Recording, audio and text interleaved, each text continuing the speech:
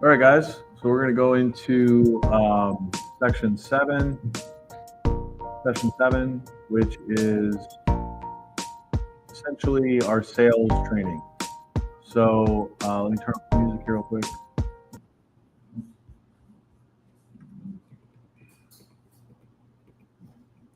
So it's our high-ticket sales process, how to convert prospects to paying clients. Now, we have a whole script put into our training. So if you're wondering how to get access to this, maybe you watch some of these videos online and you're curious, potential, Christian business owner or aspiring Christian business owner, or just someone who wants to learn biblical business values and how to use an AI agency to build your business. I put the link there, and you can get access to the beginning of the training for just $27. I'm just basically giving it away, the overview of our whole business model, the 3 AI tools, which we kind of covered yesterday, how you can get access to those immediately and kind of do it yourself if you want, or you can join for a very minimal cost my whole training program, which lines out line by line how to build this business from scratch. And essentially when you join that, you'll be able to join our Q&A calls, which we do once a week on Wednesday afternoons, Pacific time. And you can come on there and ask all your questions. After this session, we'll do a whole Q&A. So we'll probably do that toward the tail end of this session. Just take a short break and do a Q&A. And we might end a little early today. So I know some of you guys want to go to the beach and enjoy Malibu. So we might end a little early depending on how many questions there are. But I'm happy to stay here for the next 2 hours answering all your questions if you have them.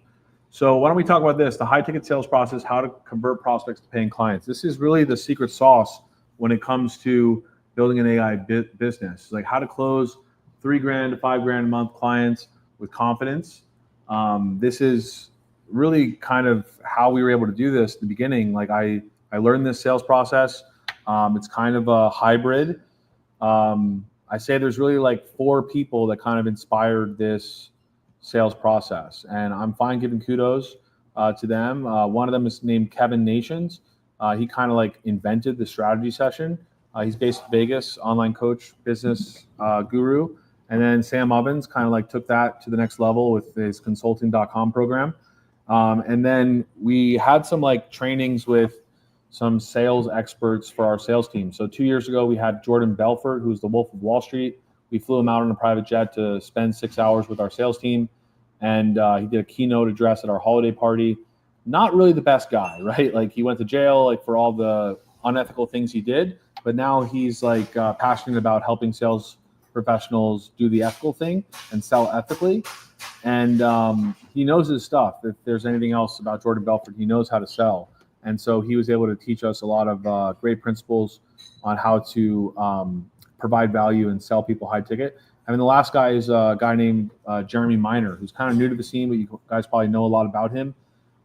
He introduced the NEPQ method, which is neuro-emotional programming questioning. And so he has a very psychological type of approach to asking certain questions to help prospects basically sell themselves in the sales process. And so we're going to talk about some of these things and how to sell people these 3 to 5K packages per month so you can grow a business as a solopreneur with these 3 AI tools that will basically do a lot of the work for you and help you scale to 100 grand a month. That's the goal. So you need to understand first, like what you're really selling. Like you're not selling a website or a funnel or just a marketing campaign. You're selling growth and opportunities for revenue. This is really what we're selling. Now, this is kind of an intangible thing, right? We're selling something intangible, which is like the potential for a prospect to grow their business. They might grow their business through this strategy, through running ads for their business and generating them appointments through AI. Marketing is a mandatory business expense. So you are really the bridge to their next level of revenue. So, when it comes down to it, most businesses have a marketing budget of some kind. And really a lot of businesses, unfortunately, they spend their marketing budget on the wrong things. I know some of you guys are like SEO people, and like I'm just not a big SEO guy. Like I know that it's great. I know that it's great for brands to build and get ranked. It's just not something that I see as like a mandatory thing for most businesses. At least the businesses that I target. Like I target solar businesses that are generally like just kind of 3 or 4 man sales teams that just happen to have a relationship with a number of installers. They're not really looking to build a big brand. They're not looking to be first page on Google, right? And even the companies that I do know in the solar space that really have focused on SEO and building their brand, they get a few leads a month. Like it's not like groundbreaking. Unless they're like a big national brand, it's not going to really dramatically change a solar company's business and their future. Same with like roofing companies, life insurance companies, a lot of these people who are kind of hired sales guns, because these are the kind of industries that we target because they're the kind of businesses that buy leads. We're in the business of selling leads. We're in the business of selling growth opportunity.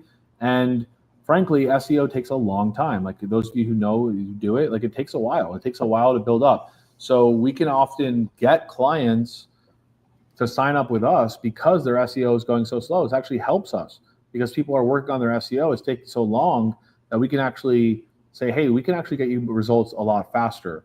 And they're willing to pay more than they would generally pay a traditional SEO agency because it's just taking too long. we talk to generator companies all the time, electricians who are like, I'm just not getting any calls. Like I paid this SEO company $1,200 a month and like nothing's happening. Like I'm not getting calls. So yeah, just spend $3,000 a month and we'll fill your calendar with an endless amount of leads and appointments to actually sell, to actually provide a value to them. So I'm completely at peace knowing that we're actually helping businesses. We're actually giving them opportunities. Now, whether they can close those opportunities is up to them. Like we're selling them the potential. And so, it is kind of a gray area. Like some people have success, some people don't. It's kind of a coin flip on whether they have good business processes and stuff like this. So you can't really get down on yourself when clients necessarily, sometimes have bad results or they don't know how to work leads. That's why we have our AI system to book their appointments for them and help them simplify some of their business model.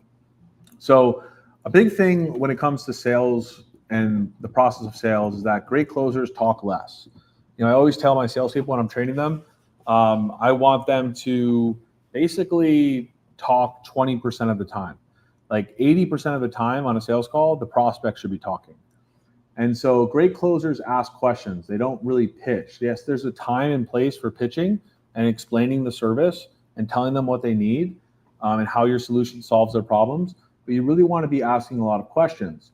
So, basically, before we even get to this section of asking questions, the way the structure of the sales pitch is basically set up is that there's first like a pre-frame when you come on a sales call.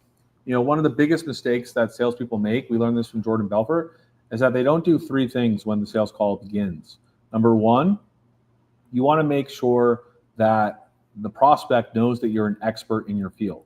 Now, how can you do that in the first 10 seconds? You have to seem like an expert. Like your tonality has to be excited. You have to be confident. You have to seem like you really know what you're talking about. That's number one. Number two, you have to be enthusiastic, extremely enthusiastic to be able to, engage the prospect so that they want to listen. And number three, you have to speak clearly and fluently. And one big mistake that a lot of salespeople make is that they get on a sales call and they're like, hey, how's it going? And they'll be like, yeah, I'm doing good. And then they talk about the weather, or they talk about the Dallas Cowboys, or we talk about the New York Yankees. And it's just like, people know that you're trying to do like a schmooze game. They know that you're a salesperson. They are prepared to be sold when they come on the call. And you're just feeding into this like stereotypical salesperson persona, which is like, you're just trying to like ask them questions, make small talk with them when they really know why you're there, which is to sell them. So, if you call someone and they pick up the phone, they're like, hey, how's it going? Normally we wouldn't say like, I'm doing good. How are you doing over there in California? We wouldn't say something like that. We'd be like, hey, I'm staying out of trouble. Are you staying out of trouble over there? Because it's going to get them to laugh. Be like, yeah, I'm staying out of trouble. And like, just like kind of like open up to you later in the call. We want to get them laughing in the beginning. But even more so than that, sometimes we don't even open the call with saying, hey, how are you? We just say, hey, it looks like you booked on my calendar to learn about how you could grow your business with appointments that were set directly on your calendar with AI. Is that right? And we might mention their industry, like, hey, it looks like you like booked on my calendar to get more solar appointments, get more roofing appointments, get more life insurance appointments. Is that right? Just like straight to the point and like asking them a question. And they'll be like, yeah, that's right. That's why I booked on the calendar.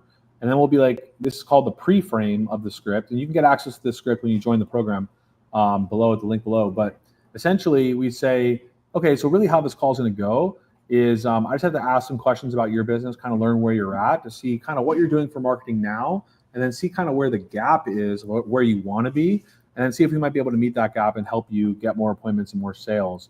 And then at the end of the call, you could see if this might be a good fit. And if so, we could talk about possible next steps. So this is some stuff that we learned from Jeremy Miner about using neutral language. So this neutral language, like, hey, this might be a good fit, or we could talk about possible next steps, is going to be a much more neutral way of talking to someone rather than just like, hey, like, so at the end of the call, like you're going to make a decision on whether you want to buy this or not. Like that's just a very like sales pressure kind of pitch. So the beginning of the pitch, we want to be loose. We want to be enthusiastic. We want to be to the point. We don't want to do a lot of small talk. We just want to get right to the point because we're talking to entrepreneurs, we're talking to business owners, we're talking to people who want to get, they want to know the details. So we just want to cut straight to the chase and cut out all of the, small talk. And we're going to use neutral language to try to like disarm them a little bit so that they don't feel like we're going to hard sell them. So we're going to use neutral language like the word might or the word possible. We'll see if this might work for you, and then we could talk about possible next steps. And then you just say, hey, does that sound good? And they're going to be like, yeah, sure, that sounds good. You need to get the agreement. You want to get them saying yes a lot through the sales process. And then essentially we move on to the next question, which is just asking them if they have a partner. Do you have a business partner that you make decisions with, or are you kind of like the main person that like makes decisions? Because the last thing you want is to get to the end of the call after you told them the price, after you've asked them to move forward, and we're like, you know what, I have a business partner, I got to run everything by him. Just send me an email and I'll get back to you, which they never get back to you, right? So you want to ask that question at the beginning to make sure, like, hey, do I need to reschedule this appointment to talk with both partners, or is this something that they can make a decision on themselves? And then essentially from there, we go into this section where we're not really talking that much. We're just asking questions. And we want to ask those questions like a doctor, diagnose before prescribing. When it comes to sales, like the best salespeople ask better questions. They don't necessarily have the golden tongue, like where they're just like saying all the right things that make people want to buy. They really just know how to ask the right questions so that they can get their prospect to start expressing all of the pain points about their business. So think about it. Like if you went to the doctor, let's say you sprained your ankle or broke your ankle or something, what's the doctor going to do? He's going to say like, hey, what happened? I had a skateboarding accident. Okay, like where's like the pain? Like it's over here. And they're going to start touching your ankle, right? And like, hey, does this hurt? No, that doesn't hurt. Hey, does this hurt? Ow, like that hurts. Like they're trying to find the pain, right? And they want to find out what the problem is with your ankle before they prescribe a solution, before they prescribe physical therapy, before they prescribe you pain meds or whatever their diagnosis is going to be, or whatever their prescription is. They have to find a diagnosis first. So that's really how we're going into these sales calls. We're going in as a consultant, asking the prospect really good questions to get them to express to us all of their pain points, because there's something psychological that happens when they're saying all their pain points. Like to give you an example, like if you were to ask a prospect, like, hey, like what's the biggest challenge in your business right now, which is a great question to ask, or like what motivated you to book my time and schedule a call with us? Notice the authority, like, hey, what motivated you to book my time and schedule a call with our company? Now we're putting it on them, like, hey, like what really motivated you to spend the time today to like learn about this potential opportunity? And like they're going to start talking, and they might give you a one-word answer or one-sentence answer, but we have to draw more out of that. So we're going to ask questions like, tell me more about that. What do you mean? They might tell us about their problems right away. They might not. But we have to keep asking questions to find what their problems are. And they are the ones that have to verbally express them. We can't say to them, hey, so it sounds like you're just really struggling with your leads right now. Is that right? They're just going to be like, yeah, I'm really struggling with my leads. Like it's not going to be as powerful than if you said, hey, so like what's the biggest challenge for your marketing right now? Well, the biggest challenge is that we are working with a company right now. It's just we paid them a lot of money and they're not getting us any leads. Oh, really? What happened? Like, why is that happening? I don't know. Like we paid them $3,000 and they said they were gonna get us leads, and we've gotten like 2 leads so far. Okay, so why do you think that is? Well, I think this company just doesn't know what they're doing. Like, oh, okay, so what's the strategy they're using? Like, what exactly is not working about it? Oh, well, the 2 leads we got had bad phone numbers and just seems like they can't really get us any opportunities. Okay, so what do you think a potential solution for that is? I don't know, finding a company that could, fix this, or, a company that actually knows what they're doing, or, maybe it's the ads are bad or something. Okay, tell me more about that. Like, what did they share with you? Like, what is their process? Like, why do you think this isn't working? So we're just going to keep asking question after question after question to get them to keep talking about all the pain that they're experiencing with this current marketing vendor. And we're just going to get them talking about it themselves. We're not going to tell them their pain and ask them to agree. We're going to ask them draw out questions that draw out from them, their pain points. So like, what motivated you to book is a great question. What's your biggest challenge? Why do you think this problem exists? What have you tried so far? What happens if this problem continues? Asking these kind of open-ended questions that get them to talk, because we want them talking most of the time in this discovery pain building section. Because what's happening behind the scenes is that psychologically, they are expressing all of their pain points and all of their struggles and all of their difficulties. And what's happening is that it's moving from like the left part of their brain to the right part of their brain. It's moving just from their head to their heart. So it's not intellectual, their problem in their business anymore. It's becoming emotional, because as the Bible says, out of the abundance of the heart, the mouth speaks. So it's actually, we're trying to get them to speak out all the problems that are deep in their psyche. And so by them speaking out these challenges with their business, it's going to make it very real and very present in the present moment. Their pain is going to be present again. Because when they initially saw the ad that they responded to, they felt some kind of pain. There was some kind of pain that we struck, and there was some kind of solution that we offered that was solving some kind of pain, and that's why they booked. And that was a very short process that took a matter of moments or minutes or however long, seconds, moments or minutes. And now we're trying to get them to feel that pain again, but over an extended period of time of like 10 to 15, sometimes 20 minutes of just asking these questions and getting them to talk. Sometimes people are talkers, like they'll just talk your ear off. You have to like take control of the call and bring it back to earth. And sometimes they don't really give you much. They just give you like one sentence answers. And for that, you have to ask the questions different ways. Like, tell me more about that. So why do you think that is? If there's one thing that you could change about your current lead strategy, like what would it be? Oh, who are you using right now? I'm using this company. Okay. So like, what do you like about using them? I like this, this, and this. Or what do you not like about using them? I don't like this. Okay, so if you could change anything about the current leads you're getting, like what would that be? Like, it's just asking question after question after question. In my script, I give you an example of all these questions that you can use to generate these kind of pain-building responses. And what's happening is psychologically, they're building their pain by responding to all these things. And then eventually we're setting them up for the pitch. And so before we get to the pitch, though, we want to talk about like confirming appointments and increasing show rates. So, you know, the first thing is that the appointments have to show up, right? Like the appointments have to show up to the appointment first. And the way to do that is like a 3-step process to double your show rates. You want to text a confirmation the night before or the morning of, just saying, hey, John, it looks like you booked on my calendar to get more appointments. We have a call tomorrow at 1 p.m. Does that time still work for you? And then wait for their response. If they don't respond like 4 to 6 hours before the appointment, just send them a question mark. Because most people will realize, oh, I missed this text, like I got to respond to this guy. Oh, no, that time doesn't work for me. Can we reschedule? Or yeah, sure, like that time works for me. That's great. And sometimes people will respond right away, and those are the ones that you know are like the highest quality leads. And then usually like a 30-minute heads up text before the call. And that's going to increase your show rate, because if people aren't showing up to your appointments, it's going to be a challenge to get them to actually get results or to actually show up to the call. Yeah, it's manual. We do that all manual. All of our salespeople do that manually. Just in case they ask a question or something, like we want to be able to respond. And so we're going to pre-frame them. I told you about the pre-frame, just like kind of lowering their resistance with neutral language. We're going to confirm that they're a decision maker, and we're going to ask deep discovery questions. And then the next step after asking those deep discovery questions is that we're going to calculate the revenue gap that they're missing.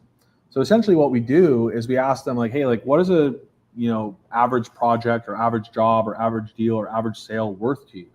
And we can sometimes know that just by asking them some external questions around that. Or we could just ask them directly, like, how much is a job worth to you? How much is a sale or a client worth to you? And by calculating that, we then ask them how many leads are they getting now? How many appointments are they getting now? And they're going to answer based upon like what they're currently getting. And then we're going to ask them, how much can you handle? How many leads or how many appointments can you handle in your pipeline? And they're going to tell us a higher number, right? They're going to say like, hey, I'm taking like 1 or 2 appointments a day right now, but I could probably take 4 or 5. Okay, so like then we calculate with them. We have them take out their calculator and calculate how much revenue they're losing by not having those appointments. Hey, so if you have a 40% close ratio, that means if you meet with 10 people, you're closing 4 of them. If you could meet with double the amount of people you're talking to right now, you're going to close 8 instead of 4, right? So like, what is that math? Do you have your calculator with you? Like, what is that? So you're making $5,000 per deal. You're missing out on 4 clients. So you're missing on $20,000 a month. Is that something that you want to change? We kind of say it in a curious tone, kind of like trying to engage them to get them to realize that like, yeah, I'm really leaving a lot of money on the table by losing out on the potential of having more leads and appointments in my pipeline. And then we're going to make that pain real through numbers. We're going to have them actually pull out their calculator and calculate it themselves and realize that and agree that, yes, I want to change those things. And then we're going to get their soft commitment that, hey, if the numbers make sense, like saying like, assuming the numbers made sense, is this something that you're looking to do like right away, or what's your timeline? Yeah, like right away. Like if I can fix this right away, like I'm ready to go. That's the answer you kind of want to get. If they say, I'm just kind of like looking at my options, like, like you didn't really build enough pain, and you might have to go back to asking some more pain building questions. And then we transition to the pitch. So we ask permission, like, hey, want me to show you how we solve this, or you want me to tell you kind of how our process works? And then we explain like the AI powered lead gen. all those things, and show the ROI using their revenue gap calculations. We'll say, hey, if we could get you X amount of leads or Y amount of appointments, then you're going to be able to increase your sales by X amount because your close ratio, you told me, is X, right? Like, so if you were, let's just say like these leads were like, half of them were really good and half of them were like not so great, right? Maybe they're just on the fence. So even if we cut your close ratio in half, would that be something that would be worth it for you? Like if you invested $5,000, but you made $15,000, like would that be a worthwhile investment for you? Yeah, absolutely. If I could 3x my return, like I would scale this up, or like whatever the numbers are, right? Maybe it's a 5x or 10x or something in most cases if you're in a good niche. And then essentially when we go to the close and the process of the pitch, like we kind of use silence as a really powerful tool. So when we drop the price, we usually drop the price and say like, hey, like you're going to get X amount or Y amount of leads, and we're going to set all of your appointments with AI. We're going to do this all for you. It's hands off for you. You're just going to get a booked appointments on your calendar. All you have to do is just focus on closing them. And, the price for all of this is, $5,000 a month. We charge $1,000 setup fee. So it'd be $6,000 today. And then we just don't talk. We're just silent. And that silence is powerful because now they're sitting with the price. And if you did a good enough job in the pitch, the idea is that you want to customize the pitch to their pain points. So all of the pain points they told you about before when you were asking all those questions, you should be taking studious notes of what those pain points are, because later in the pitch, you're going to customize those pain points into a tailored solution specifically for them. This is the powerful part of the script because it's unique. Every single call is going to be unique. Every single pain point is going to be, sometimes people have the same pain points, but most of the time it's a unique set of pain points for that particular prospect. So you have to customize the pitch and customize the solution to be unique to their process. You don't want to just use a tailored, set pitch every single time because the pain points might vary from prospect to prospect. For instance, if I'm talking to a solar professional, they might tell me that door knocking is like a big concern of theirs, right? That door knocking is like they're spending so much time door knocking. It's like wasting all their time. They're not really getting good leads. Like obviously in my pitch, I'm going to talk about how this system saves them time. They don't have to door knock. They're just going to get booked appointments right on their calendar. It's going to free them up to take more meetings rather than having to go and find the next lead every door and get the door slammed in their face and all these different like picturesque kind of things that they're going to imagine in their mind. Whereas if someone else said like, we don't door knock, but we are working with lead vendors that aren't really getting us good results, then I'm not going to talk about how it's going to save you time from door knocking because they're not door knocking. I'm going to talk about how our leads are better quality and that we pre-qualify them more and that we book them straight on your calendar with AI. Like I'm going to talk about different things in the pitch, depending on what the prospect told me previously, which were their pain points. So every pitch is unique. And this is where like creativity comes into play in the sales process in this. Because when you're doing high ticket sales, you can't just have like a set script that you say every single time. Maybe there's some things that you say every single time, but your pitches should be unique. They should be tailored to the prospect that you're talking to, tailored specifically to their pain points, so that that emotional trigger that they had when they were talking about their pain then gets solved by the unique solution that you're presenting. So when we listen to our sales team's calls, if they're doing the right thing, every pitch should sound different. It should be unique and it should be customized to their specific pain, because the pain feels real to them because they just talked for 15 minutes about all their pain points. Now we're telling them for 2, 3, 4, 5 minutes at the most how we're going to solve all those pain points. Then we drop the price and then we just stop talking. We stop talking and we just let them sit with that. It's going to cost them $6,000 to solve these pain points. And then we wait for them to speak. Sometimes we wait for 15 seconds and they ask a question. Sometimes we wait for a minute and there's still silence. We do not talk. Whoever talks first loses. It's basically a game of psychology. Like we're waiting for them to respond. It's now in their court. We've given them the price and we're waiting. If we talk first, we lose control of the call. They're going to start taking control of the call and taking over, asking questions, having objections, and all these things. So instead, we're just going to wait for them to talk. I think the longest one of my salespersons ever waited, I think he said it was 42 minutes. He waited for 42 minutes, and the guy didn't speak anything. And then he finally said, "Are you still there?" And and he said, "Yeah, I'm still here." That's it. And then he just went back to silence.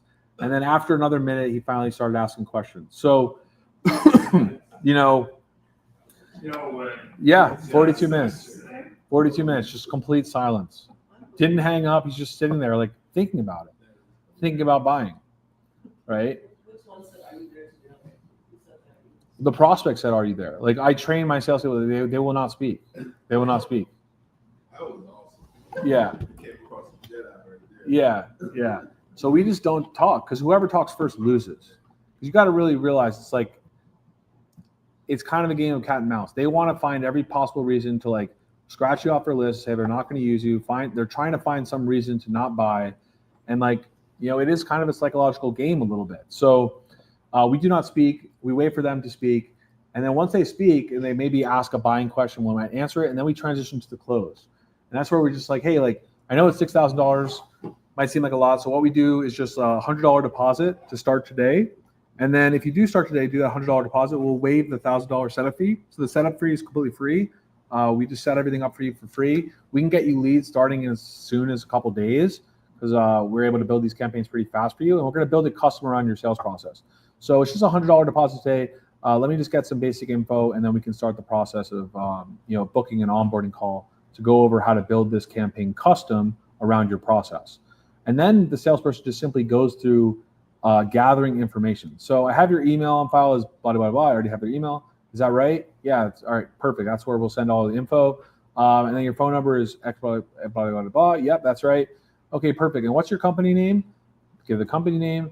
And then what's your business address? Okay, business address. And then as far as like the credit card you want to use, what's the billing address for the card that you want to use? So we ask the billing address first. So instead of just asking directly for the credit card, which sometimes can be like, it can cause like friction in the prospect's mind because it's like, I'm giving my credit card. Like I have to really trust you and really trust this process, really trust the company, really trust that this is going to work before I give you my credit card. So we just ask something simple. What's the billing address for your credit card? Assuming that they're going to give us their credit card. Okay, and then once they give the billing address, we know kind of that they're moving forward. And then essentially from there, we'll say, okay, so is it a Visa, MasterCard? I'm ready for whenever you are, for whenever you want to, whatever card you want to put the $100 deposit on. Visa or MasterCard? They're like, yeah, it's Visa, MasterCard, American Express, whatever. And then we just collect the card info. We charge the card for the $100 deposit. And then we explain, like we said in the last session, the 3-month agreement. In a very nonchalant way, we break down the agreement for them, the 4 major sections. We talk with all the good news first, that the leads are going to be exclusive. They might get an exclusive territory. None of their leads are going to be shared. It says that we're going to build this campaign custom around your sales process, all the good stuff. Then we talk about the payment. Then we talk about the cancellation policy. Then we talk about there's no guarantee of results. And then we just simply, say we book an onboarding call for like within 24 hours or 48 hours of that time. And then essentially we send the agreement. And since they see everything in the agreement that we already prepped them for, the 3-month trial and all those things, 98% of the time they sign it. In some cases, they might push back on the length of the agreement. So we say, hey, let's meet in the middle. We'll do a 2-month agreement instead, like we said in the last session. So when we go on the onboarding call, we don't move forward with the onboarding call until they sign the agreement. So it's like if they haven't signed the agreement yet, like 50% of people already signed the agreement before the onboarding call, so it's fine. We just proceed with the onboarding call. But the other 50%, we say, hey, it looks like you haven't filled out the agreement yet. I'm just going to resend that to you real quick. If you could just take care of that for me, I'll wait here if you have any questions, but just take care of this for me so we can continue the rest of the call. And they sign it directly on the onboarding call right then and there. And then we begin the process of onboarding them and kind of giving them more realistic expectations. So that's essentially the process. You can loop back to the pain points if needed, handle objections. In the training, I have a breakdown of the top 10 agency objections that we've faced as an agency over, I believe it's 20,000 sales calls. We've had 20,000 sales calls in our agency, and we've broken down the top 10 agency objections, how to handle them in the training. So you can get access to that too. We actually list out 50 objections, but we classify the top 10 out of those 50 so that you could be adequately prepared for basically any sales scenario in the training. And then you can offer step-down pricing if they hesitate. If they hesitate, you can offer step-down pricing and lower the price if necessary. So it's good sometimes to start with a higher amount. Like we usually only start with 5K, and then only if necessary do we reduce it down to 3K in most cases. You could also, depending on your pricing, you could just, adjust that as needed. So so every 3 to 5K client is basically a building block to 100K a month. You don't really need a lot of clients to get to 100K a month. That's the beauty of this business model. And it might take you having to hire another salesperson. I know some of you guys are like hovering around 40, 50 grand a month. Like, it's just time for you to hire someone. And if you can get your salespeople, 1 or 2 salespeople, to 30, 40, 50K a month, you're going to get to 100K a month a lot quicker. It's just a matter of just doubling down and duplicating yourself. And the difference with this is, like, since High Level has sponsored this event, I have to say that, like, a lot of people use High Level for a lot of different business models. There's so many things you can do with High Level. It's an all-in-one marketing solution. But a lot of people go in the low ticket space where they're charging like $200, $300 a month. And it takes a lot of clients to get to 100K a month, frankly. Like, if you have $200 a month, what is that going to take? It's going to take 200 clients or whatever that is, right? Something like that, or 500 clients. I don't know. I can't do the math in my head, but it's a lot of clients where you can get 20 clients in this business model and get to 100K a month. So follow the process. Don't follow fancy sales tricks. Confidence and consistency win. You're going to need practice, taking these calls, and your close ratio will get better over time. And you want to commit to the process. So you can get access to that sales script, all of our top objections when you join the program. The link's below, and you can join that for $27 and then get an overview of the whole business model. And then if you decide to go forward from there, it's a pretty reasonable investment to do so. So that's that. And so why don't we do some Q&A now? So let me pull up the Q&A and we will go there. So any questions about any of that stuff?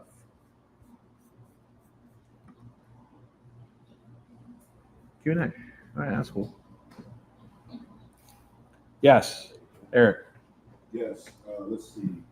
I may have missed this part, and may have answered this already, but after you collect that $100 deposit and you explain to them about the 90 days, do you collect the rest of the $5,000 for the first month in the first 30 days, or is it, I missed that part? Yeah, really good question. Yeah, I did not mention that. So generally on the onboarding call, we tell them that we're going to collect the remaining balance for the first month. We're not going to expect them to pay all 3 months up front. They're going to pay month to month. So we're just going to collect $4,900 on the onboarding call. Oh, so deposit and then the rest of it. Yeah, because we just want to make it really easy for someone to sign up. Like, $100 deposit is like a very minimal commitment, right? And people are not going to pay $100 if they're not planning on moving forward. $100 is really just like a psychological technique to, like, because if you ask for $5,000 on the call, you will get some people to just move forward and pay $5,000, but like the percentage will be lower. You'll end up having to like go to a second call, a third call, a fourth call, follow-ups, which is part of the game anyway. Like, I would say 30% of our sales are one call closes. So that means, like, if we have 10 sales, only 3 of them are going to be like where they take the $100 deposit right then on the call, the first call. The other 7 sales, we're going to have to book a second call, a third call, and often have a pipeline that we're following up with. This is all done through the phone, or is that? We do everything over the phone. Yeah, we don't do it over Zoom, because the reason why we don't do it over Zoom is because this is an interesting statistic.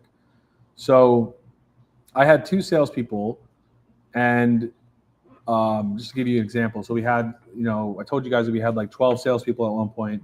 And so we used to go to events, like where we would get a booth at a conference in the industry and like sell people at the event. We were talking about this last night. Like, when we went to SolarCon, I spoke on stage and did a $7 deposit. The stage of 500 people in the audience, and 150 people bought the $7 deposit to sign up. And then those texts went out to all my sales team. My sales team followed up with them and brought them to the booth and sold 60 clients out of those 150. So we closed 60 clients in one event, like a 2-day event. And that was a learning experience for a lot of my salespeople, because I had one salesperson who always led the team in sales on the phone. He always led the team in sales on the phone, but he made 0 sales at the event. And then I had another salesperson who was the worst salesperson on the team, but he made the most sales at the event. Okay, so why is that? It's because the salesperson who was the best was kind of awkward. Like he just had an awkward like body presence. You know, like he would make weird faces when he talked. Like, cause he was just like so focused that he would like burrow his eyebrows and look really angry when he like pitched. And like he just didn't vibe with people. And then the other guy who's like not that good on the phone because like he sounds nervous on the phone, but he's like a tall guy, handsome, like he's really laid back in person, personable, like everyone kind of jived with him because of his body language. So like when you're selling in person, like I used to do this when I was a financial advisor, I would sell, you know, across the table to people trying to get them to invest their money with me. It's a different sale when you have to have body language, your facial expressions, all those things. It's the same thing with Zoom. If someone sees you, your background really matters a lot. Like we used to have a student in this program, he used to target lawyers. We were talking about it at lunch, and he looked like a hobo on the Zoom calls. Like he looked like a hobo. And like I told him, like, dude, you're talking to like these high-level lawyers. You're talking to these high-level lawyers, and you don't look presentable in your Zoom calls. Like you're in a t-shirt.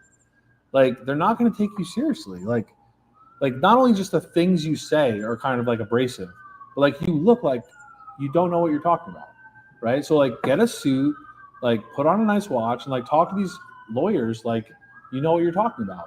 Because like if he was just on the phone, he probably could have got a lot more sales. Because when you're on the phone, all you have to focus on is your tonality. It doesn't matter if you're like pacing around like a rabbit. It doesn't matter like what you look like. It just matters about how you sound on the phone.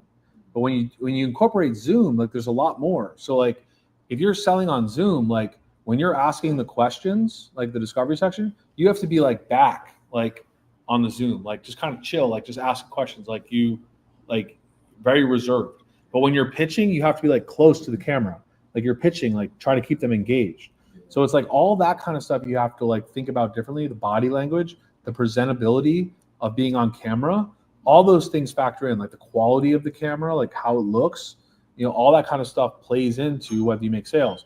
So we just generally do it over the phone. Now, the reason why also is because a lot of our potential companies are on the move all the time. Like solar companies are like knocking doors, like the guy's knocking doors, or the roofing company's at a job, or the generator company's at a job. He's like doing an install right now. He's like on the phone. So it's hard to get sometimes people in front of a computer for a Zoom. So it's just easier to reach them on the phone and pitch them over the phone. So that's part of the reason why we do that. But the main reason is just because I train my salespeople heavily on their tonality, how to speak, how to sound, because all that matters is their voice. They don't have to worry about how they look. They don't have to worry about if they're in their pajamas or not. Like it's just their voice. So I think that it's just as effective as a Zoom sale. I think Zoom sales are a lot harder because you have to factor in like what's on the screen. Are you going to do a pitch deck? Are you going to like look presentable? How are you going to like move on the screen? Like what's your body language like? What's your facial expressions like? It's like a whole other animal. You know what I mean? Yeah, for sure. Yeah, go ahead, Raul. So I have a question in regards to the actual pitch. So we say the price is like $2,000, right, a month. And I always end it with like, what do you think? I guess once I see the pitch, should I just like apply it, or is it okay to say? So the last thing you should say in the pitch is it's X amount of money today, which is not the amount of money you're going to charge them that day. So like if it's a $2,000 retainer and you're doing like, you know, a $1,000 setup fee or whatever you're doing, like it's $3,000 today. Silence. And you just wait for them to respond. You just don't talk. And then you're like, oh, well, you know, once they start asking questions, they're like, okay, so how does this work? Like, when will I start getting leads? That's a buying question. Oh, like we could build a campaign in a couple of days. Like you'll start getting leads like in 3 days. Oh, great. So so really the process is, you know, what I could do is if you move forward today, I'll waive the $1,000 setup fee, and it's just $100 deposit today. So I just need to get some basic information from you, and then we'll schedule your onboarding call, right? You can even schedule the onboarding call first, because that's like really easy. Just schedule an onboarding call for tomorrow. All right, what time works for you? Oh, 11 a.m. or 1 p.m. 11 a.m. Okay, great. And then just start gathering their company information. Fill out their intake form and gather all their information until you get to the credit card. Then once you need a credit card, ask their billing address first, and then ask their credit card. So you're just guiding them along. It's like humans need to be like, you need to hold their hand through the sales process. You can't just be like, hey, it's $2,000. What do you think? Like, you're asking in a very direct, salesy, like abrasive, like it gets them defensive. It gets them like on the defense. Like, oh, I have to pay $2,000 right now. But you don't want them thinking that. Like, you want them to sit with the price, but you want them to ruminate on it first and ask questions, because then the objections are going to come out, right? Or they're going to start asking buying questions. So they might come out with objections, or they might come out with buying questions.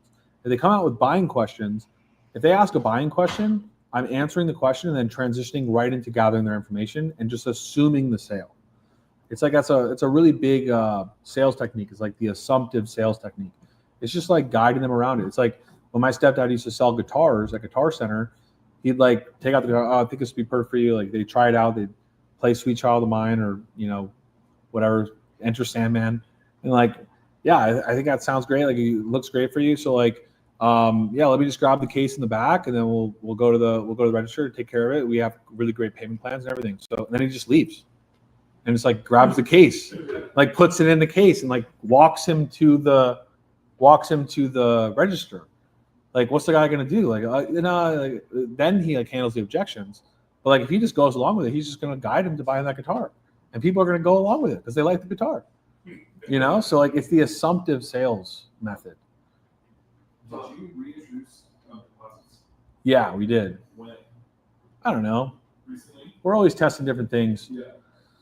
Probably in the last like 8 months. Why did you? It was just something that we were finding that like, especially in the solar industry, like people have always been burned before, but now it's like with the industry struggling a little bit more, it's kind of like, it's been easier to transition people. So then you, on the onboarding, then you take the full payment? It kind of depends. Like some account managers prefer to just take the full payment because they just prefer that because they know if the business is like serious enough, they're just going to take the full payment. But I would say for like training beginners or training people who are like learning this process, I think the $100 deposit is a really good crutch. Right. I think it really helps you like learn your first few sales. And eventually you could just start taking the full payment. Yeah. Because like if you start having people back out after the $100 deposit, then like you're not buttoning it up strong enough. You're not solidifying it enough. After you get the card, you're not explaining the agreement properly. You're not explaining the 3-month agreement. Like you're losing people when you send them the agreement. Like there's going to be a learning curve. Like you're going to have to learn some things. But I feel like the $100 deposit just like kind of guides people in. That assumptive sales technique is just like, it's just $100 today. Like that's it. Like just make it simple. Yeah. So I have a question a bit more specific. So let's say my retainer is $2,000 per month, and then I have like $1,000 setup fee. Say it's gonna be $3,000 to start, and then I can be quiet. Do not talk until they talk. And then let's say that I ask, when do I tell them that like if it starts today, like I can wait set up fee and it's like $100 deposit until they start being like invited objections? Yeah, like if they tell you like, okay, let's do it, then you just go through that process. Or if they give you a question that signals that they want to buy, you answer that question and you take them through that process of collecting their information. If they give you an objection, like, well, how do I know this is going to work? Then you have to like go back to some of their pain points and like build that pain again and like go back to answering that objection and then saying like, hey, does that make sense? And then putting it back on them, being silent again. I guess my question is, do you incentivize them to act on the call, or is it a way to set up fees so that I can act on the call? So I said $3,000, obviously. Well, we drop the price first, Yeah. and then we let them sit with it just to see their response. Because some people are going to be like, they're going to wait for like 30 seconds, 45 seconds, a minute. It's going to be like, you're going to realize this. Like once you do this, like they're not going to talk. They're going to be waiting for you to speak, and they're going to say, hey, are you still there? Be like, yeah, I'm still here. You're not going to say anything else after that. You're still going to wait for them to respond. They might even say again, hey, are you still there? So like, what's next? And you just take them through the process. Or they might give you an objection. You have to answer that objection, and then you let them sit with it again. And then you just guide them through the process. Once they ask a buying question, like, well, how long is this going to take to set up? It's a great buying question. It's like they're thinking about it. Like they've already sat with the price. They've already realized that it's worth it. They're not giving you a money objection or like, I got to think about it. If they give you the I got to think about it, then you've just got to schedule a call for the next. Like that's the top 10 like the top number one objection out of the 50 objections. Like I got to think about it. Like, can you send me an email, give me more information? Yeah, sure. Totally understand. You want to sleep on it, think it over. So what we could do is just like schedule a call for tomorrow, just to go over some more details, answer some more questions for you. I have an 11 a.m. or a 1 p.m. What works for you? So you don't even try to overcome that objection because it's impossible to overcome. You just schedule a call for the next day. And then essentially after that, you say, hey, so at our call at 11 tomorrow, I just want to be prepared just so I can answer your questions the best. Like, what's the big thing that's just kind of like in your mind that you need to think it over? Like, what's the big main, issue before you kind of move to the next step? And then they're going to give you the real objection. And then sometimes you can overcome that objection right there and then still close it on the call still. Even though you scheduled a call for tomorrow, you're not going to give up yet. You can still go for it. But then if you need to keep that time, you can keep it and then do a follow-up call and then close them on the follow-up call. When do you offer the incentive of, hey, just start with waive it? Is there a certain way you incorporate that? Yeah, so after they say like, hey, what's the next step? Or like ask a buying question, then I would introduce the $100 deposit and waiving the setup fee.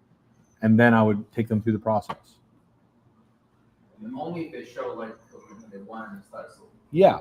to me, it gets a cherry on ice and like, okay, if I start to then I get this. Yeah, because if they give you objections at that point, it's not the time to do it. You just book a follow-up call and then you do it on the follow-up call. You do it on the call, you actually close them. Because once you give that out, it's like you can't take it back. Yeah, I was gonna say, is that like an incentive if they're showing like they're not wanting to sign up? What if they're ready and you're ready to close them and they're ready to go? Do you still give them the, hey, well, I was taking 100 up front to get you started? Yeah, it's kind of like a case-by-case basis. Like sometimes you could tell like if they're like really abrasive and like not wanting to move forward right then, they have to think it over. Like thinking it over is like the standard, like I still have objections, but I'm not willing to tell you what they are. Like it's really kind of a smokescreen. So you kind of have to like find what that true objection is. But yeah, generally if it's just like an easier objection to handle or it's just like they just kind of need a push, then we'll, mention the incentive. What if they bite on that 6K? Do you still take out the 1,000 deposit or do you still keep that charged into the cost? They bite on the 6K, like, okay, 6K, let's go. Yeah, I mean, rare that happens, but yes. Rare that they'll take their first number and give them. Yes, but it happens sometimes. Yeah, we do collect setup fees sometimes. Yeah, go ahead, JP. Yeah, so question on that setup fee, because it's just like a newer thing, like I'm not using that pitch right now. So for that 70% of people that don't, move forward on the first call, whether it's like the full amount or just the $100 deposit, do you waive that setup fee regardless, even if you're like, all right, let's schedule a call tomorrow just to like go over everything? Like, do you like go back and you're like, well, you didn't book yesterday, so we're still have to do like $1,000 setup fee? Yeah, so my account managers get paid a commission on the setup fee, like a separate commission, if they can collect it. So I have some account managers that will not waive the setup fee the next day. Like they just will not. And then I have some account managers that fold and just do it anyway because they want to close the deal. So it really is like a case-by-case basis. Like you might lose the deal over it or you might get an extra commission on it. Like it's just kind of like, I let the salespeople kind of decide. I mean, yeah, we give them like kind of like, hey, like this is the minimum that we can charge in a specific niche. But there's no maximum really, unless they're in like a really limited market. Like if they have like a very small population in their market and they want to spend 30 grand, like, yeah, we might tell them like, hey, let's start a little lower. Like, let's not start, like, let's spread that out over 6 months. Or let's spread that out over 3 months. And that's really easy to sell them on that. Like, yeah, I'd love for you to spend 30 grand a month, but like, let's start with like 10 and like go from there. Like that's like a golden goose. We love those. So is your minimum typically like 3 grand right now? Yes. I feel like my minimum is like 75. Yeah. Well, you're dealing with attorneys too. Yeah. What percentage of your sales then do you have that setup fee? Would you say, if you had to guess? 10%. Okay, so it's very low. Yeah. Yeah. Yes, Ivy. In the sales process, you never give them a time to ask questions, do you? They just kind of ask them, it's just like Like after we do the pitch, like we're the one speaking. Maybe we ask them, hey, does that make sense so far? And then we just keep going. And then once we drop the price, we just stop talking. And then we wait for them to speak first. That's when they're going to ask their questions. We don't really ask them like any questions because we don't want to be the first one to speak after we drop the price. We want them to it just kind of naturally happens when they start asking questions. And then we can determine by what questions they're asking how serious they are. Because some of their questions might not be a good question. Some of their questions might be great, buying questions. So it kind of happens organically. Any other questions? Raul? What do you do with people that don't show up for, let's say, second call? Because I've had that. It was maybe like a follow-up call, different call later. Way into don't show up. And they ghost. Is there like a protocol for those people that are ghosting, or just you kind of like they ghosted me, they don't answer me? Yeah, you should ask that question to Chase tonight at the dinner, because he's a follow-up fiend. The guy will just annoy people until they block his number or they buy. I would have never worked with you. No, I wouldn't have. I haven't followed up with. Probably 4 times. But I know it makes me an unideal client, but I'm just saying, the follow up from yourselves from Nick was great. Yeah. I told Nick that. I was like, this is incredible. I haven't talked to you in 6 months. It's crazy. Yeah. Yeah, go ahead. Doesn't that put the business in a negative, like kind of like work, but not coming to us for help, and now we're coming out of desperate. That's my feeling. Like I feel like if I do a follow up, to a certain point, it feels like desperate. Is it like that? Talk to Chase about that. Like that does not faze him at all. He does not care. He does not care. He has people that he's still following up with. He's been texting them every week for the last 4 years. He's still texting them. What do you do? Is it like, are you ready yet, or like you there? I don't know what he's saying, but he gets sales. Like he had 8 sales this week, and probably half of them were follow-ups, and then the other half of them were one call closes. Wow. Okay, so they're not looking at that. Yeah. Question about collecting the difference on the onboarding call. You talk about the sales of that. Sorry, what do you mean? So you collect the deposit on the sales call, Yes. and then on the onboarding call, you collect the remaining 4,900. Right. You talk about how you feed that into that conversation. Yeah, so essentially it's at the end of the onboarding call. So at the beginning of the onboarding call, they've either already signed the agreement or we get them to sign the agreement at the beginning of the onboarding call. We are not going to proceed with the onboarding call until they sign the agreement. We're like, well, normally no one ever asks. Just be like, hey, like in order for us to proceed with the onboarding call, like we're going to divulge some like company secrets, trade secrets. Like we just need you to sign this agreement. So I'm going to resend it to you. Just take care of it real quick, and then we can proceed. Let me know when it's done. And they'll be able to get confirmation because they're going to get a CC'd copy in their email to be able to see that the guy signed the agreement. Okay, we can proceed. And so once they sign the agreement, they've already agreed to $5,000 a month or $3,000 a month or whatever it is. And we go through the onboarding process. We build a lot of value because we know their industry. We talk their industry language. We get them excited for the campaign at the end. We kind of give them the bad news first, and then we give them all the good news at the end, kind of prepare them for launch, get them excited. You're going to start having leads as soon as 2 or 3 days from now, maybe even tomorrow if I can build this campaign today.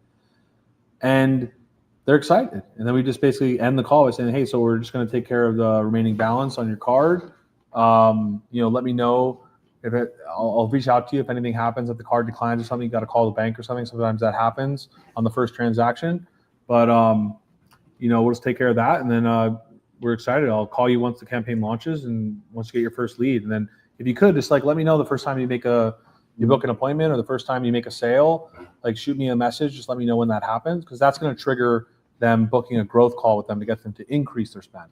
Cause once they see that the system works, it's a lot easier to get a client who's already paying you, who's already gotten a sale from your campaign to double their budget than it is to get a new prospect to double their budget on a sales call. Like maybe they really need a $10,000 a month campaign, but they're only willing to spend $5,000. Well, if they make a sale in the first week or two when they text us, bet your bottom dollar we're going to be talking to them next week about doubling it to 10K.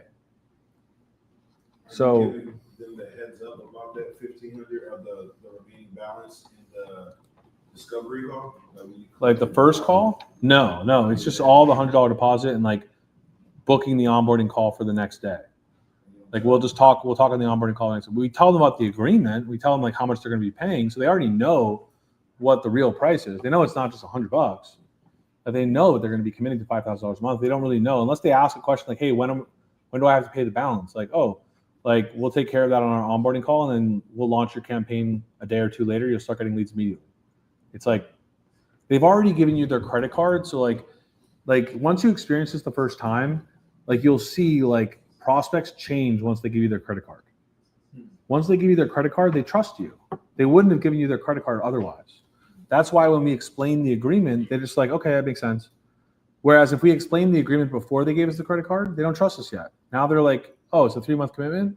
Oh, it's 15,000. Like, wait a second. And then like you got to go through the whole thing again, right? But like sometimes people ask, like, hey, what are the terms? Is there an agreement? Then you have to explain that it's a 3-month agreement up front. And those are generally harder sales that require follow-ups. They require second, third calls. But like, yeah, I mean, we don't really focus so much on the $5,000 in the first call. Like, we're just focusing on the $100 deposit. Yeah. Then once they get onboarded, during that onboarding call, do you specify and say, hey, so the card we collected yesterday is the one we're going to use for the ads? Yeah, like I told Mary, like at the end of the call, we just said, hey, we're going to charge the remaining balance, and then we'll have your campaign launched in a couple of days. Start getting leads immediately. So we just tell them like, hey, if anything comes up with the card, I'll let you know. Like if it declines because it's hit a limit or something, like I'll ask you to just call the bank real quick. Usually I don't have to do that the first time, but then basically smooth sailing from there. You should start getting leads in a couple of days. Yeah. Yes, Ivy. So when you try to upsell them from like 5K to 10K or whatever, what are you offering them? Like twice as many leads or? Yeah, exactly. So it's just like we increase their ad spend when we increase our retainer, and they're just going to get more opportunities, more leads. Yeah, exactly. Yes. Do you charge the difference? Let's say they start at $1,500 a month retainer, which is yours. Well, if they want to double the ad spend, in theory now it's what, $2,000 a month, let's say, or whatever, $3,000. What is the difference in charge apply until next month's monthly retainer, or do you charge like a different, like maybe like $250 extra this month until the month ends, or when do you charge? Yeah, we prorate it. So we charge it immediately. We charge a prorated amount, and then the next month they'll be at the higher amount. How do you calculate the prorate? Is it like an app, or is it? Just use a calculator. It's just an actual regular calculator. So yeah, like we just basically figure like, okay, so let's say. Because you run everybody on first. Is that what you're saying? No. So like, let's say their renewal date's on the 10th of the month. And right now it's the 18th of the month. Oh no, let's say it's the 24th of the month. Or actually, let's make it harder. So the 25th of the month. It's the 25th of the month. They renew on the 10th. Okay. So how many days are left before? 15. Yeah, 15 days. So we would take, let's say it's $3,000, divide that by 30 days, times that by 15, it's 1,500, right? So it's like we just charge 1,500, and then the next, like if that was a $3,000 increase, let's say they went from $3,000 to $6,000, we would charge the prorated amount of the increase the ad spend proportionally, and then just charge them $6,000 on the 10th. Does that make sense? Yeah, you just got to think about math. Like how many days are left? I charge the difference. I increase the budget now, and then the next month they pay the full amount. And likewise, it's prorated that they decide to like let's half of the go down. We don't let people do that. Oh, you don't let people do that. We let them wait until the next month. Like we don't let people prorate a decrease. We usually tell people when they increase, hey, like so you're gonna want to like keep this budget for like at least a few months. So like if you want to decrease it in the future, you can just let us know, and we'll just decrease it on your renewal date. So we don't do prorated decreases. You only prorate increases. I've never prorated increases. Do you see that helps like Yeah, we're done. move it faster? Well, it's just like we're scheduling, like we make it a conscious effort to try to increase client spend. Right. So like when we're on the call, like we're trying to sell them again. Yeah. And so it's another sale. Right. So it's like, hey, like, so, okay, we'll start it today. Like Yeah. if you're serious about this, let's do it today. Let's not wait. So now No, we want to get paid now. it's usually when, you know, 877 cash in. No, I mean, it makes total sense. Yeah, what's up, Eric? I had a few questions actually. One of them, are you emailing them their leads weekly, monthly, as they come in? How often do you send them their leads? They get a text notification, so they get an alert in real time. So when a lead comes in, they get a text. When a lead comes in, they get an email. Then the AI is calling it immediately, or they're calling it immediately. Excuse me. Thank you. And then it goes to the CRM, which is high level. So we give them a login to high level so they can see all their leads in the CRM, and they can call the leads for a dedicated number we give them. They can text the leads. They can see all their leads in the CRM. And then we usually populate a separate spreadsheet just so they have a separate spreadsheet. We use Zapier for that. We just zap the leads from Facebook straight to their spreadsheet. And then they have a separate record, outside of the CRM. And then, so they get notified of the leads in real time, like immediately. Like when someone fills out the form on your ad, like they're getting contacted to let them know that someone filled it out. And that's a psychological technique too, is because like people are seeing the leads come in, and like it's like, oh, I'm getting leads, so it's working. Like the system's working. Otherwise, if you just send it to their email or just send it to the CRM and you never update them in real time, they might like miss the leads. They might miss the opportunities. They might not make sales. And if they're not making sales, they're not going to continue paying you $1,000 per month. Like they got to be making sales. So you want to give them the best chance to make the most out of the marketing campaign with real-time alerts. Yeah, go ahead, Ivy. And then do you ever do, like, you set up for the client, that, like when their leads come in, a text, you follow-up texts and emails to their clients? We do SMS automation. We don't generally do email automation just because it just adds an extra layer of complexity.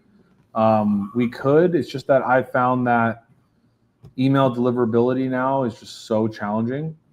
So many emails go to spam.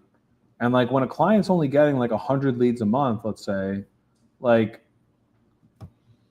how many are really going to respond to an email, right? Most people are going to, like 90% of texts are opened. Like only 10% or less of emails are usually open, especially promotional emails. So, I mean, if I want to send out 100 emails to 100 leads, 10 people are going to open. How many are going to really click? Maybe none. So it's like not really worth it to add that extra layer of complexity. We just do SMS text automation and AI calls. If someone wants email, like we can include it, but it's usually if a client has like a CRM, they're sending out their own emails. So like if we send it to their CRM, they'll probably send out their own emails, which is fine. It adds them to their list. Yeah, go ahead.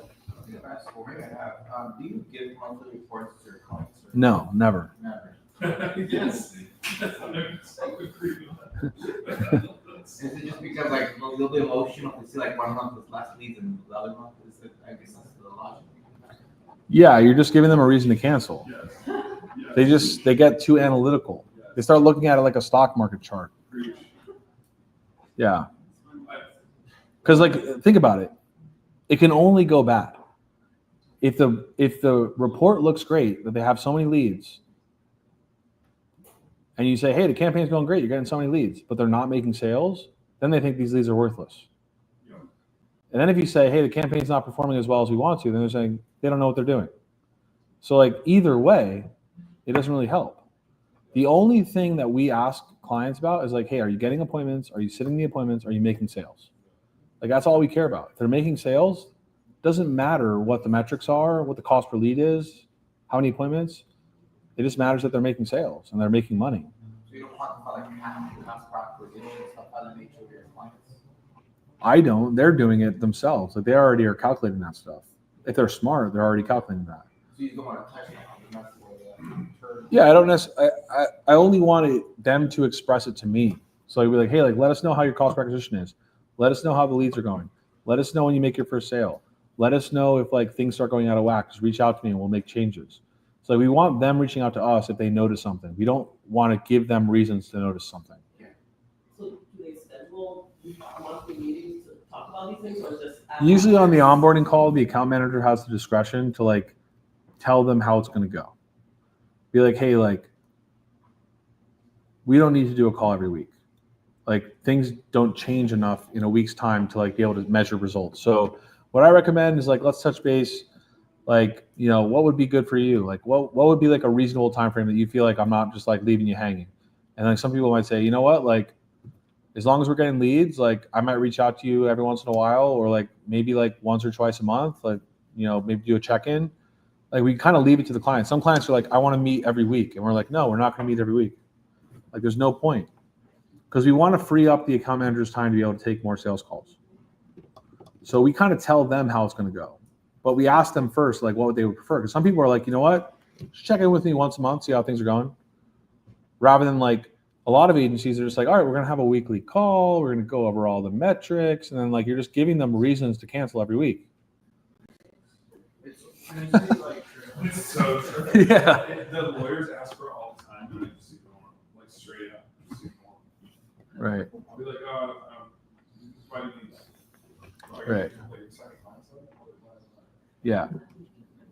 I have a question. When you say like let's say like they want to meet up once a month, but is it via phone, like call, or is it just WhatsApp or text message? It depends. Like every account manager has their own style. Sometimes they'll text their clients, be like, hey, how are things going? They'll reach out of the blue. Sometimes they'll have a scheduled call once a month on a Zoom. Sometimes they'll have, you know, a phone call. But sometimes clients just call in the office and our receptionist picks up, hey, welcome to the exclusive agency. How can I direct your call? Oh, you know, Chase is my account manager. I have a question about something. Okay, let me just check to see if Chase is available. Nice classical music playing. Calls Chase. Hey Chase, John's on the phone. He wants to know something. He has a question. All right, put him through. Does he sound angry? No, he doesn't sound angry. All right, put him through. Because if the client's freaking out, he's like, no, like take a message. Like I'm not going to take this call right now. So the receptionist is like a virtual receptionist that we just pay. That goes straight to all of our calls go straight to the receptionist. It's like the line. It's like the offensive lineman, right? The offensive lineman. The receptionist takes the like bless their hearts. Like they take the brunt of the complaints, and then they just send an email to the account manager saying, "Hey, this client's freaking out. Like you might want to reach out to them." You know, it's just a virtual receptionist. You know, it's the same virtual receptionist that Jim Launch uses, Alex Hormozy. I introduced them to him. They use the same people. I have a random question for you. Yeah, of course. So the clients don't have access to your sales reps' actual phones at all? No. Everything's through High Level. Thank you, High Level, for sponsoring this event. Yes, everything's through High Level. So when the account managers communicate with the clients, it's all through High Level. They text them, they call them through their High Level number, and then when the clients call back that number, it gets routed to the receptionist. So they don't have the direct line for the account manager. And they could text them, which will get them directly, and then they have to call them from High Level to get it. Because if they called them, it would go to the receptionist. An inbound call would go to the receptionist first, as like the first line of defense. And then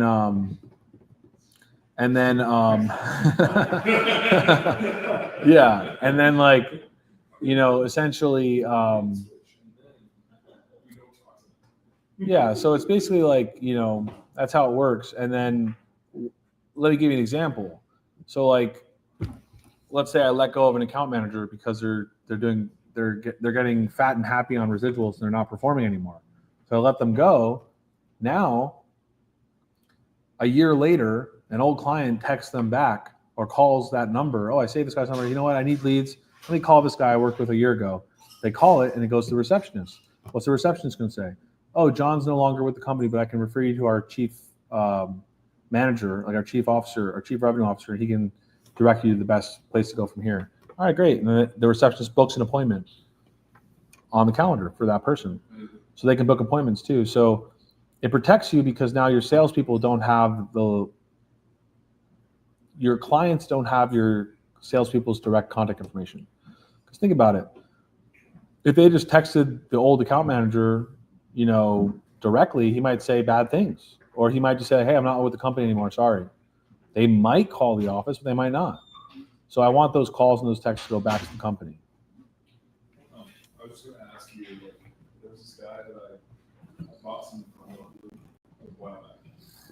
have you ever hired someone like that? Because I know you're hiring local people. So, and I know he used to sell software. I'm just curious. I know that's random. That's what I was You mean like if old clients call the office? No, sorry. I'm looking at hiring a salesperson. Right. I know a salesperson. Right. I bought a couch from him. Okay. But he used to sell SaaS and Okay. pretty motivated younger guy. Is that someone I could consider for like a sales role? Yeah, why not? Right? I'm just curious if you have any thoughts on that. Yeah, I mean, definitely like vet them, see how they sound on the phone, and you know, you're gonna have to train them because they probably haven't sold to lawyers before. But Right. I mean, if they're local and you know them and you trust them and they have some sales experience, I think that's great. I bought from him. Yeah. I always feel like that. To me, that's a good test. Yeah, yeah, for I sure. know we're all different, right? Like, when we're buying is very different when we're selling. I get that. But I'm like, you get something I think you can sell. Yeah, You I'm the exact opposite. I'll buy from anyone that has. know? If someone has like a mediocre pitch, like I'm buying. Sure, whatever. I'm easily manipulated. That's good to know. Yeah. All right, guys. Oh, Eric, you got a question? Yeah, one last two-part question. Okay. Piggybacking off that question, are you running ads as well to farm your salespeople? Like, are you? I mean, I know you're going after younger people and all that stuff. No, sometimes we go in Facebook groups like, hey, anyone who used to own an agency, what are you doing now? And like some people are like, oh, I'm doing this, doing that, you know. And then we might just DM them and ask them, hey, are you looking for a sales opportunity to go back in the agency game? No expenses. All your sales appointments are booked for you. You can manage your own book of business, make 20, 30 grand a month, like get people that way. Or we just do Indeed ads. We just put them on Indeed. Indeed's been great. Like we just hired our last salesperson. He used to sell solar, like he knows the solar industry really well. Indeed's algorithms is amazing. I don't know what they're doing. I definitely think we were talking about this last night. I think they're getting data from Facebook. Do you put commission only on this new ads? Yes. You just put pay, right? And so you just put commission only as the. Yes. Yeah. That's interesting. How do you determine like what you Yeah. want for draw? Or like what you would give some of these younger guys as a draw?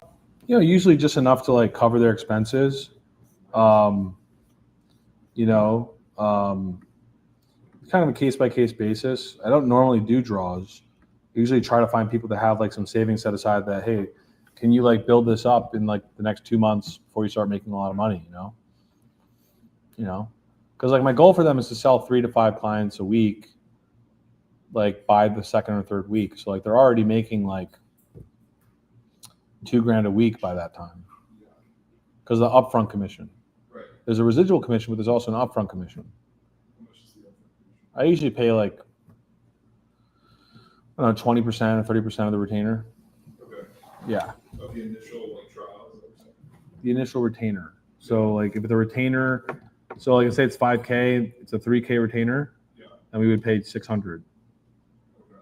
upfront. And then starting in month 2, they would get paid, let's say if it's 10% or 20%, they get another 600 or another, you know, it's 10%, it'd be 300, right? That's what we're saying. So the first one, they make commission. I see. Yeah. Make commission right away. So the goal is to like start making commissions right away. Right away. And are you still doing the thing where you like do daily payouts? Say again? Are you still Daily doing that? payouts, yeah. Yeah. You still do that. Yeah. That's awesome. Yeah. So they make a sale, they'll get paid the next day. But the contract has to be signed, the payment has to be made in full for the first month, and the onboarding call has to be completed. Oh, sure. So once they onboard a client, they get paid the next day. Yeah. And that 600 is coming out of your 1,500 or coming out of the? It's coming out of the portion that the company keeps. So say $5,000 is what the client is paying, and we're putting $2,000 to ads, and there's $3,000 left over. And so then he's getting paid a percentage of that $3,000. Because we don't pay a percentage on the ad spend because that's not money the company can keep. It has to be spent. Does that make sense?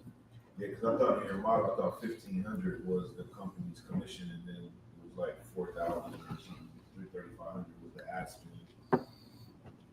It depends, right? So like I was saying before, for certain niches, on a 5K investment, we might keep 2K and then 3K will go to the ads. On another niche, we might keep 3K and 2K will go to the ads. In another niche, we might keep 4K and 1K goes to the ads. So the margins are different depending on the deal and on the niche and on the industry and on the situation. If you're only in one niche and you have set pricing, then your account managers know exactly how much they're going to make. But, it depends. Like, when you're in control of the ad spend, it gives you a lot more control over the clients at that point because you can determine like what is too much. Like we had a client sign up recently, 5K budget, and we were spending $1,500 a month on ads. So we were keeping 3,500, spending 1,500, but he was getting like 20 leads a day and he couldn't keep up with them. He's getting too much. So we lowered it to like $12 a day. And so now we're only spending, what is that? Like $350 a month and we're keeping 4,700.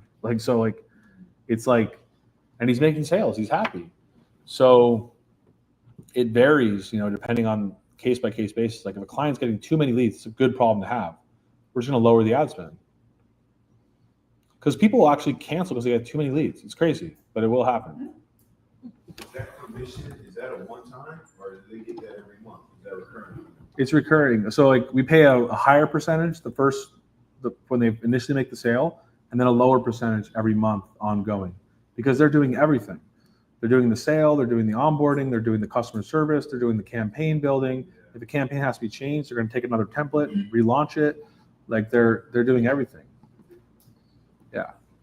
Yeah. Who signs the contract? So I know the business owner, but what about in your team? Is it the same closer like Chase, or would you be signing the contract because it's your business? Well, the contract is between the company and the client's company. Yeah. Or the client individually sometimes if they don't have a company. So, I usually sign the agreements like, for new account managers, but once an account manager becomes like trusted and veteran, then I just have them sign for the company. So they're just signing, they're just like an authorized signer, but like the contract is between the company and the client's company. So like, it's not like they're liable or anything. They're just signing on behalf of the company. Yeah. Yes, Liz. Oh, Ivy. I keep calling you Liz. I keep mixing up you and Liz. Sorry, Ivy. Yes. You talked about before you had a overseas call center. So do you ever hire salespeople overseas? How does that work?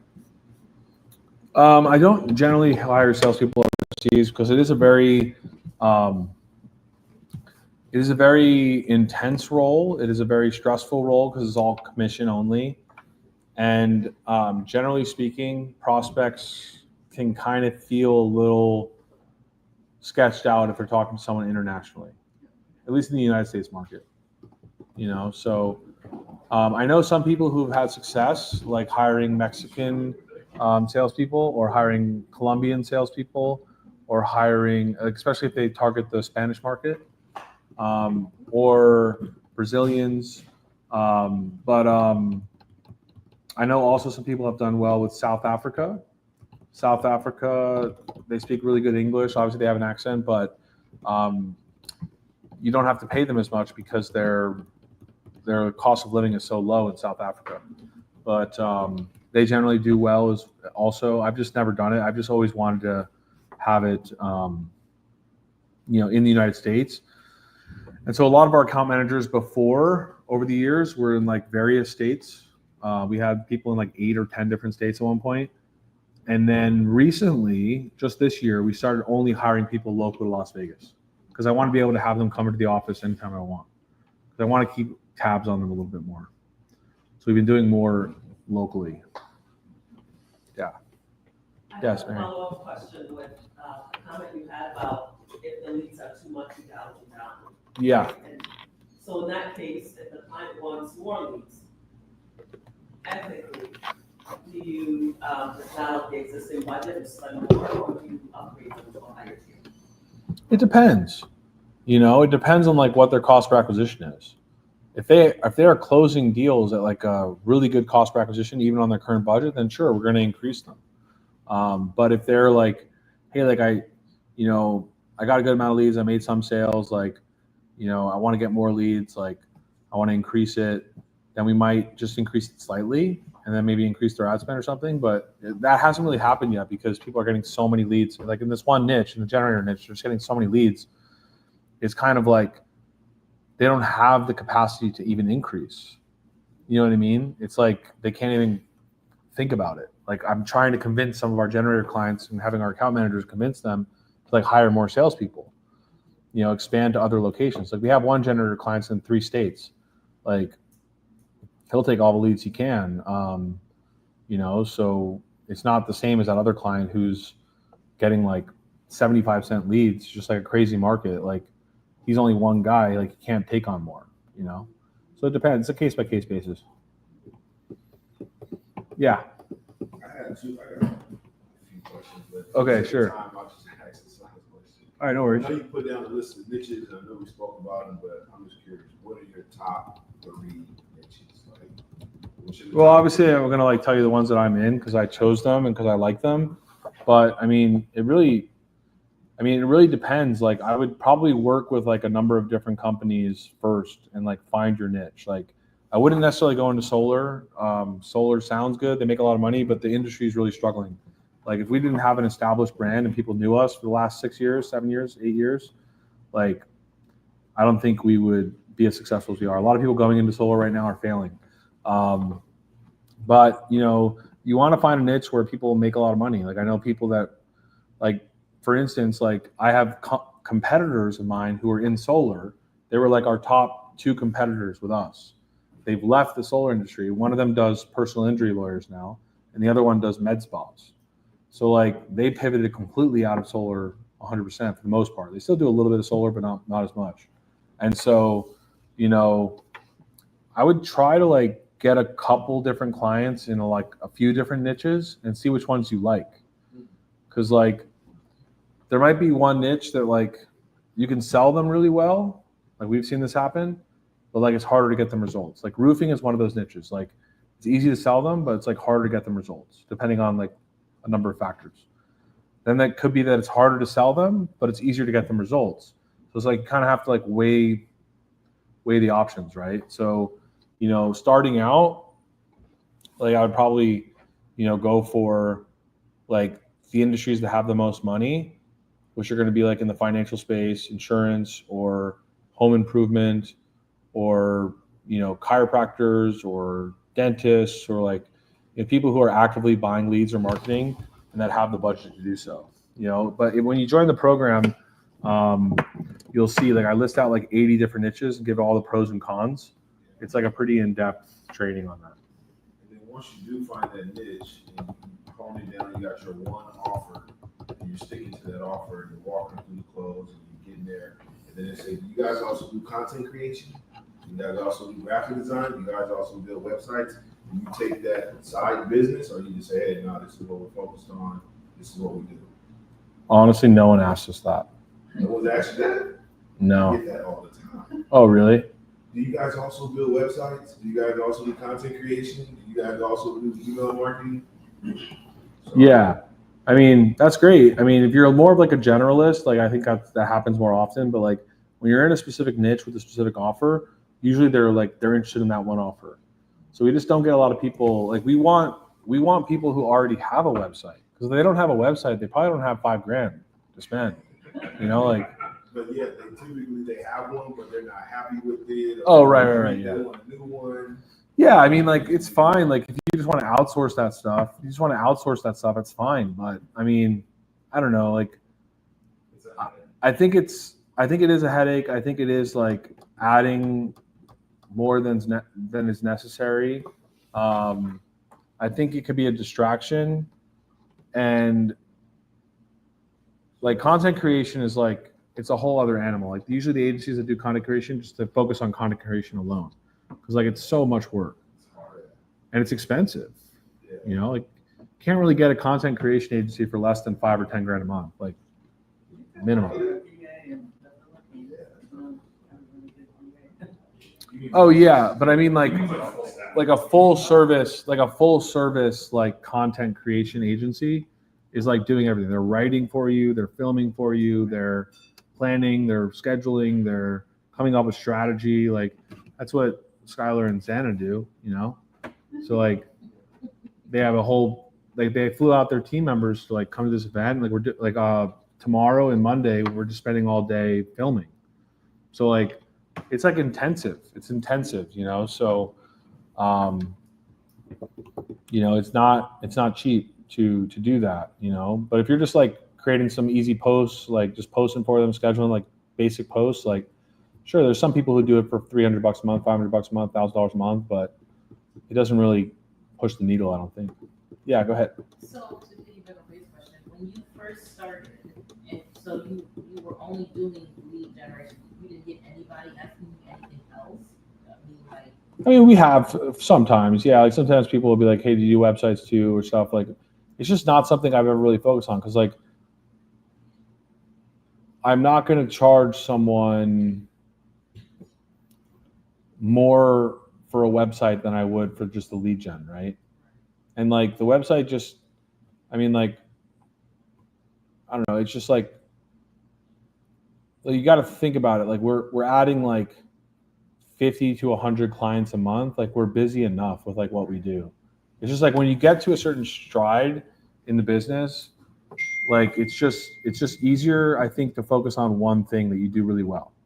Like if you want to do content creation, then do content creation. Use the AI stuff for like that. Like maybe you just use it for getting leads and like running ads for your own business or something. Like you still use some of the concepts from my training to do that. But like it's just like when you spread yourself too thin, like you end up putting like too much work in. But it's fine like starting out because like if you only have a limited supply of clients and someone asks you, hey, can you do my website too? And you could charge them $2,000 or $3,000 for the website and like pay someone else $1,000 or $1,200 to do it or use AI to build it. Like it's just not my skill set. So like generally I just tell my account managers like, no, we're not going to do that.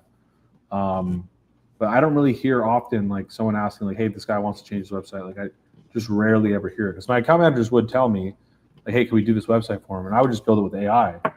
Like, but I mean, it's just not something we hear very often because it's just not the focus of what we're talking about. But done it as a retention problem, but usually like a brand new client, you don't need a website. Website ain't gonna fix your business. yeah, we're trying to like solve actual real problems with the business. You know, like the website is good to have, but it's not like essential, especially in the niches that we target. Like it's not a common thing that we're focusing on. All right, guys. So unless there's any other questions, I think we're just gonna end a little early. I'm kind of fried. You guys could enjoy the grounds, enjoy the pool, hot tub, go to the beach or something. For those of you who are in the inner circle, we're gonna have dinner at my place tonight in Malibu. So feel free to Uber over around like 6, and then we'll have dinner at 7. Starts at 7, so don't be late for that. And then Xana and Skylar are going to join us tonight, so that'll be good. And then they'll get some content there, and yeah, we'll go from there, guys. Thank you. All right, thanks, guys. Yeah.